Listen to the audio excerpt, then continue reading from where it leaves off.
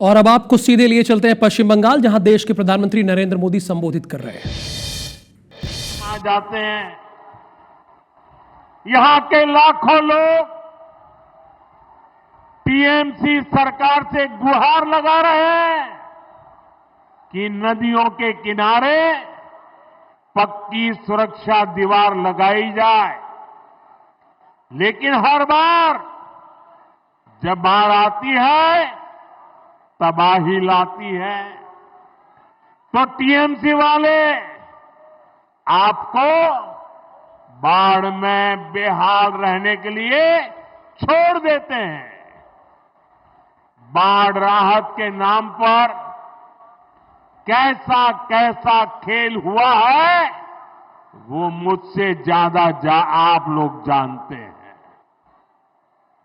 मैं कुछ दिन पहले ही मीडिया में यहां मालदा में बाढ़ राहत की सीएजी रिपोर्ट देख रहा था।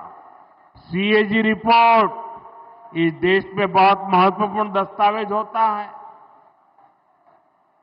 आपको बाढ़ राहत का पैसा नहीं दिया गया, लेकिन टीएमसी के चहेतों के खाते में 40-40 बार बाढ़ राहत का पैसा भेजा गया।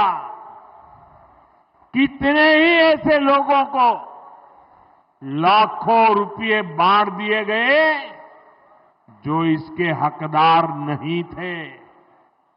यानी जिन पर संकट आया उनको कुछ नहीं मिला, और जो टीएमसी के समर्थक थे उन लोगों ने बाढ़ जैसे संकट में भी गरीब पीड़ितों का पैसा लूट लिया।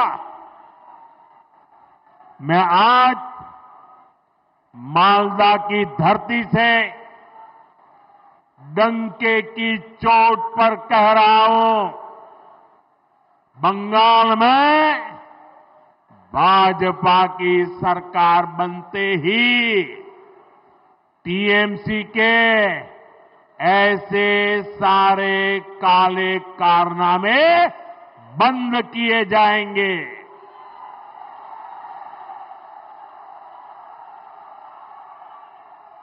और यहां गंगा जी, महानंदा और फुलहर पर बाढ़ से सुरक्षा के लिए पुख्ता इंतजाम किए जाएंगे। साथियों, आज मैं आपको बंगाल के तेज विकास का विश्वास दिलाने आया हूं।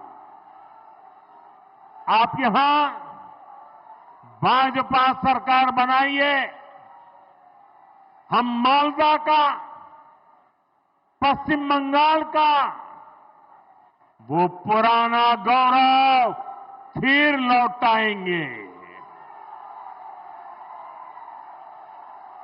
जो इंग्लिश बाजार में दिखता था, कालिया चक में दिखता था, साथियों यहां जब भाजपा आएगी तो हम मालदा के किसानों और नौजवानों के लिए नए नए अवसर लेकर के आएंगे। भाजपा सरकार मालदा की मैंगो इकोनॉमी को नई ऊंचाई पर ले जाएगी। अभी केंद्र की बीजेपी सरकार भंडारण और कोल्ड स्टोरेज जैसा इंफ्रास्ट्रक्चर बनाने के लिए करीब करीब 1 लाख करोड़ रुपए की व्यवस्था की जा रही है। यहां सरकार बनने के बाद हम बंगाल में भी कोल्ड स्टोरेज जैसी सुविधाएं और बढ़ाएंगे। हम यहां के नौजवानों के लिए फूड प्रोसेसिंग सेक्टर में अवसर बढ़ाएंगे। साथियों, रेशम और जूट के धागे ये हमारी विरासत का हिस्सा है। रेशम किसानों के विकास के लिए केंद्र की भाजपा सरकार करोड़ों रुपयों की योजना चला रही है।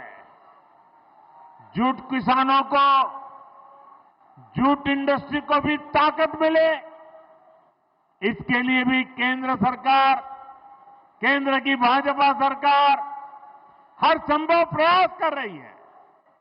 बीते 11 वर्षों में जूट के समर्थन मूल्य में अभूतपूर्व वृद्धि की गई है।